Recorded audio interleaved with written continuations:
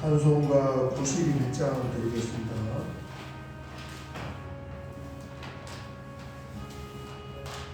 찬송가 91장입니다.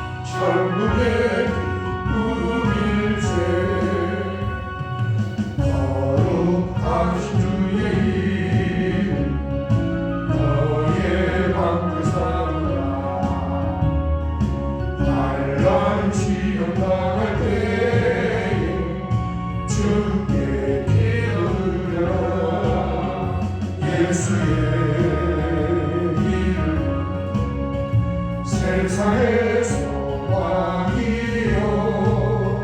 예수의 이름 천국의 기쁨일세 존귀하신 주의 이름 우리 기쁨 되어라 주의 분양될 때에 기뻐 찬송 부르리 예수의 이름 세상의 소망이요 예수의 이름 천국의 기쁨일세 우리 갈길 가까운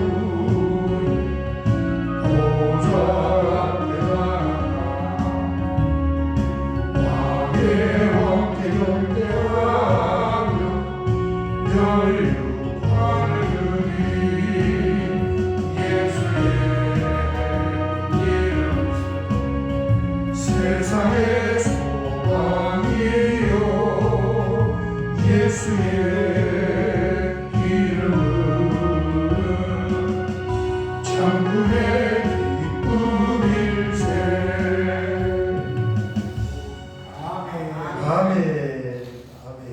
이 성경 말씀은 사도행전 28장 11절 한 절만 보겠습니다. 사도행전 28장 11절 같이 공부하겠습니다. 석 달 후에 우리가 그 섬에서 겨울날 알렉산드리아 배를 타고 가나니 그 배의 머리 장식은 디오스구로라. 아멘. 아멘. 오늘 새벽에 보니까 비가 내리고 있네요. 이제 봄이 오는 소식이 조금씩 들리고 있습니다. 날씨도 많이 풀렸고 아이들은 이제 봄방학을 했고 새로운 학기가 시작이 되고 금방 따뜻한 봄바람이 불어올 것 같습니다.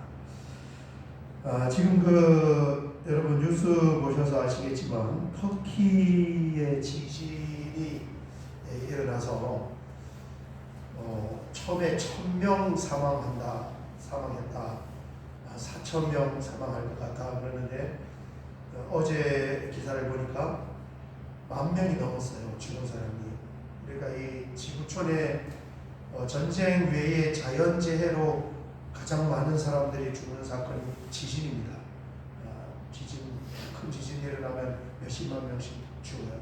그런데 그 지진이 일어난 장소가 어디냐 하면은 이 장소가 이제 우리가 터키 쪽을 지금 보고 있으니까 여기도 다 보게 되는데 이 터키하고 이쪽 시리아 쪽하고 이렇게 코너 지중해 지도가 이렇게 코너가 되는데 이 코너에서 한 여기쯤 되는 거예요. 여기가 사도 바울 고향이 다소가 여기고 지금 안디옥 교회가 여기인데 여기 가까웠죠. 여기에서 이제 6천 명의 지진이 일어나서 1만 명 가량 죽은 사람의 분포가 어떻게 되냐면 터키 사람이 한 8,500명 이상이 죽었고 그 다음에 시리아 사람이 2,000. 요 안디옥을 저기도 안디옥, 저기는 비시디아 안디옥이고 여기는 안디옥의 이름이 두 개니까 구분을 해서 이 안디옥을 바울을 파송하는 안디옥 교회 안디옥을 수리아 안디옥이라 그러는데 그 수리아가 시리아다.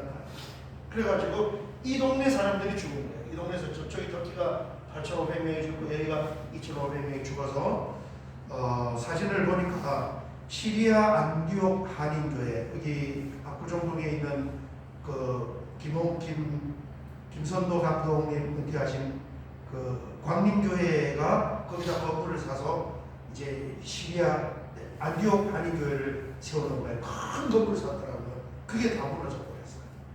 선교사님. 그러니까 여기가 지금 파괴가 되고 족지역 파괴도 족지역 파괴고. 그래서 지도를 보니까 우리가 잘 알고 있는 다소 근처이고 안디옥 윗동네에 10,000명 이상이 지금 이미 사망자가 10,000명 이상이 나왔고 아직까지 다 구조 활동이 다 진행이 안 되고 지금 현재 진행이고 또 우리나라에서도 뭐 구호물품이라든가 또 한국 기독교 봉사단체 이런 단체들이 가서 지금 일을 하고 있는 것을 보았습니다. 어쨌든 지진한 지역이 그렇습니다. 우리 말씀을 한번 볼게요. 오늘 보면 이제 말타 섬에서 출발을 합니다. 석 달이라는 기간이 지났어요.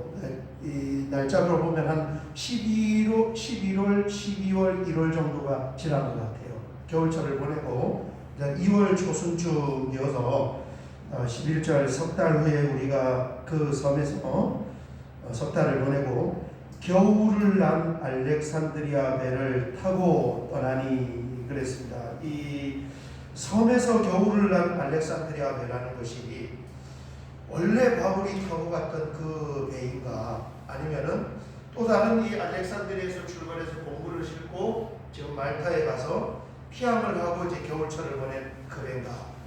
그래서 제가 여러 그 자료를 찾아보니까 이 바울이 타고 갔던 배라고 해놓은 데도 있고 또 그보다 더 많은 이런 주석들이 이 바울이 타고 갔던 배가 아니고 또 다른 배다 이렇게 표현들을 많이 해놨는데 다른 배일 수도 있고 그 배를 수리했을 수도 있을 것 같아요. 배 선주도 타고 있었는데 지금 배가 끼어진 부분이 41절 27장 41절인데 여기에 보면 두 물이 합하여 흐르는 곳을 만나 배를 걸매 이물 배 앞쪽은 부딪혀 움직일 수 없이 붙고 지금 모래톱에 올라앉았어요. 배 앞쪽은. 그 다음에 뒤쪽에 고물은 큰 물결에 끼어져 가니 딱 요 한 절밖에 없는데 완전히 파손이 안 되고 뒤에가 부분적으로 파손이 되었다면은 지금 선주가 타고 있고 또 저기 섬 지방은 조선소 수리하는 게 굉장히 잘 되어 있단 말이에요. 우리나라 지금 크기가 거제도만 했잖아요. 여러분 거제도에 뭐가 있어요?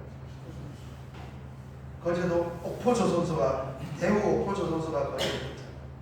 뭐 거제도뿐만 아니고 진도에 가면 조선소 많고 울릉도 가도 조선소가 배수리 다 할 수 있단 말이에요. 그래서 제가 가만히 들다 보면은 이게 수리했을 수도 있겠다. 그죠? 배 한 척을 만드는데 뭐 돈이 어마어마하게 드는데 부분적으로 파손하면은 3달이면 충분히 수리하고 출항을 할 수가 있어요. 어쨌든 불분명하지만 이 두 가지 다른 배일 수도 있고 같은 배일 수도 있고 그렇습니다. 어쨌든 알렉산드리아에서 출발한 배는 맞아요. 떠나는데 그 배를 탔는데 곡물 운반선 곡물을 운반하니까 국가적으로 뭐 굉장한 이 사업이 되죠. 로마 제국이 자신들이 먹는 그 양식을 이 이집트 쪽에서 수입을 하니까 지금으로 말하면은 이 국가 사업인데 국가 사업이니까 큼직큼직한 그런 선박 회사들 선주들이 다 거기에다 배를 투여해가지고 실어 나를 수밖에 없어요. 뭐 먹는 것보다 더 중요한 게 어디 있습니까? 우리나라가 전 세계 곡물 수입의 7위 국가입니다. 어마어마한 한 75% 정도 곡물을 다 우리나라가 수입하는 거예요. 쌀도 수입하고 뭐 일부 이제 국내에서 곡물이 얼마나 나오겠습니까? 옥수수, 또 소매, 밀 이런 거 대부분 다 수입을 하는데 인천항에 가면 그 사이로푸드라고 있어요. 곡물을 저장하는 그 인천항에 있는 사이로푸드에 곡물을 얼만큼 동시에 저장할 수 있냐면은 100만 톤 정도를 저장할 수 있다고 그래요. 인천항에 가면 사이로푸드라고 써놨어요. 이게 뭐 어마어마한 이 사업인 거죠. 거기에 배들이 다 이렇게 투여가 되는데 어쨌든 이제 그 배가 11절에 이제 중요한 부분은 뒷부분입니다. 머리 장식은 디오수구로라 이렇게 해놨습니다. 배 머리 장식이라는 것은 배 선수 쪽에 배 이름을 적어놓는단 말이에요. 앞쪽에다가 거기를 이제 이 디오수구로라 이렇게 장식을 해놨다는 말인데 디오수구로가 무슨 뜻이냐면은 쌍둥이라는 뜻이 LG 트윈스처럼 쌍둥이라는 그 뜻을 가지고 있는데 이 쌍둥이가 무슨 쌍둥이냐면은 그리스 신화에 나오는 제우스의 두 아들이 쌍둥이는 아니지만은 굉장히 닮아서 쌍둥이 형제다 이렇게 불렀다는 거예요. 신화네요.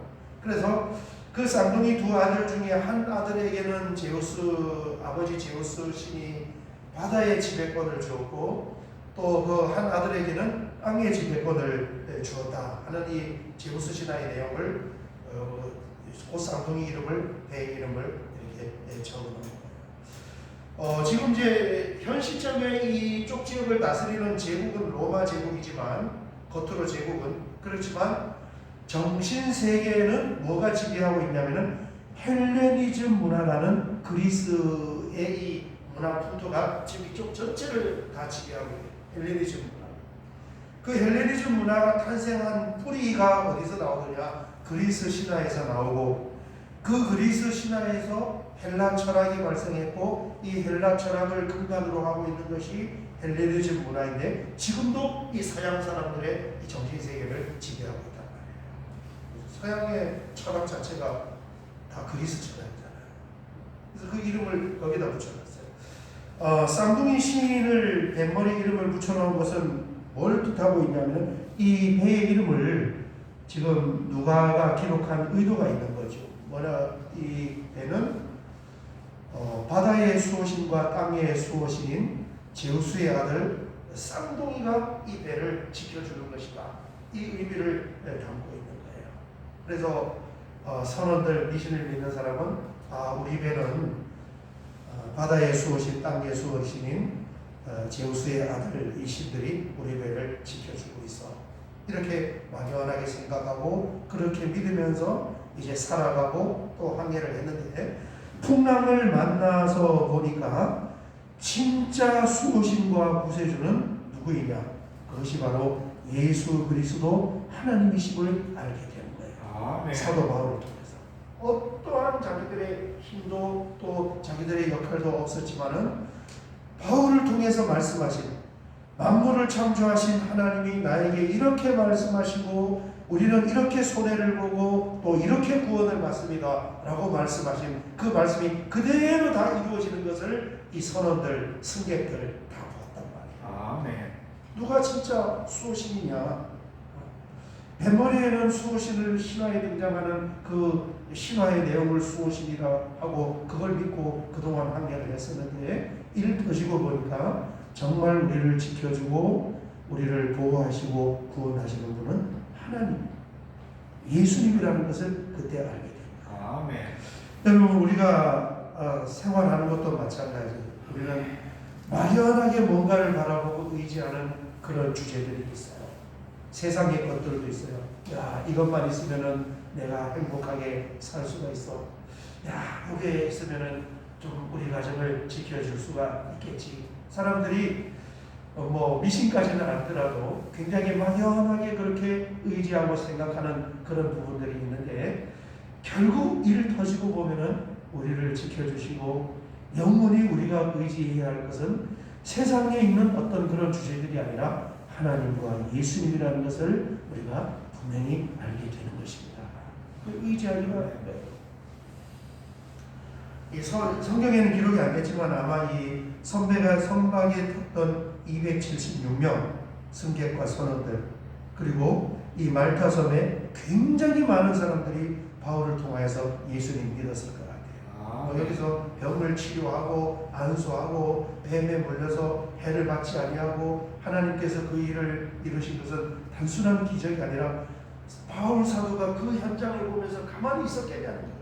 얼마나 복음을 전하기 좋은 판을 깔아 놨잖아요. 풍랑을 일고 막 거기서 죽었다 살았다는 그 환경에 복음을 잘 전할 수 있는 지금 판이 깔린 거예요. 그렇습니다. 오늘 새벽에는 이 말씀을 붙잡고 같이 한번 기도할 때 막연하게 뭔가를 우리가 바라보고 또 뭔가를 의지하는 것이 있다면 그것이 우리를 지켜주고 우리를 구원하는 것이 아니라 정말 하나님과 주님이 우리를 지켜주시고 구원해 주신다는 일 터지면 그때 보겠다. 그걸 우리가 알고 다시 마음을 전하여 주여 주여 아버지 하나님을 부르면서 기도하며 우리의 삶을 우리의 신앙을 깨끗하게 정결하게 세울 수 있는 그런 우리 자신이 되기를 원합니다. 우리 주여 한번 크게 부르고 기도드리겠습니다. 주여 아버지 하나님 감사합니다. 신화 속에 등장하는 기호 속으로 쌍둥이들이 배를 지켜주고 그들의 삶을 지켜줄 것이라는 막연한 그 기대와 미신으로 배의 이름을 적었지만 풍랑을 만나서 보니 인생의 풍랑의 구원자는 하나님이 되시고 예수님이 되신다는 것을 분명히 보게 되었고 알게 되었습니다. 아버지 하나님, 우리의 인생의 삶도 마찬가지입니다. 하나님, 세상의 어떤 것들이 우리를 지켜주고 울타리가 되어주고 보호해 주는 것처럼 우리는 보기도 하지만 사실은 세상의 것들이 우리를 지키는 것이 아니라 영원하신 하나님과 주님께서 우리를 지키시고 보호하신다는 그 사실을 우리는 분명히 알고 있습니다. 오늘 새벽에도 하나님 우리를 불러주셔서 감사합니다. 믿음으로 주님을 부르고 하나님의 성원을 부르고 기도할 때 놀라운 하나님의 은혜로 함께하여 주시고 역사하여 주시옵소서.